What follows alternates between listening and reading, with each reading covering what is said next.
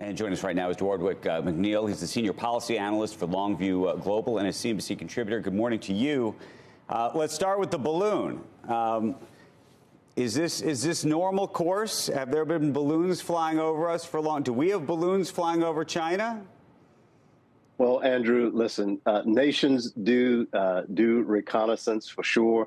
This one is a bit bizarre and provocative because it's not going to gain much more intelligence than their low orbit satellites. So it just seems provocative, and it happens, quite frankly, at the wrong time. We have a new Republican-controlled House that's standing up a select committee on China. We have the Blinken trip, and so this is bizarre to me. It's just you don't get much value in doing this other than a poke in the eye. So I don't understand it. And really. Are you putting this in the category of poke in the eye, premeditated, intentional poke in the eye ahead of this meeting that Blinken's making, or one hand's not talking to the other hand, and they just happen to be doing this, and the timing's just not great? I mean, I'm not making excuses for how this happened.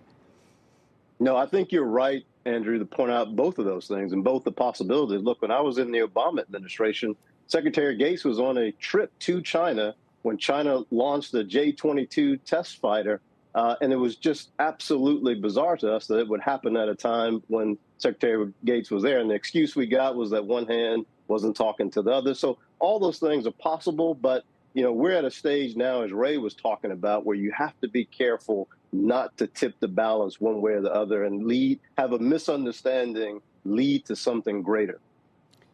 Okay, so I got a complicated one for you. I was talking to a U.S. CEO last week who does business in China, said, my worry today is not so much that the Chinese either try to kick me out of the country, don't let me exit, whatever, with my business. My worry today is that the U.S. is so hawkish about China that actually I get put on some kind of list in the United States where I'm effectively shamed out of doing business in China.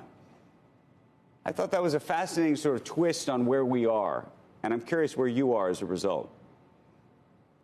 Well, let's go back to what Ray said yesterday, which I think is an important thing for us to focus on. He is right that it is possible that an economic war, a tit for tat like we saw during the Trump administration, could happen. And businesses are going to be in the crossfire, whether it's on the U.S. side or on the Chinese side. And so the real question is, how are businesses planning for this new environment? And so far, Andrew, many have sort of carried along as though we hope that at some point this will return to a pre-Trump or Obama era cooperation relationship. That's not the trajectory here. The tone may change, but the strategic trajectory is competition, and there will be potentially some collateral damage on the business side as a result of that competition.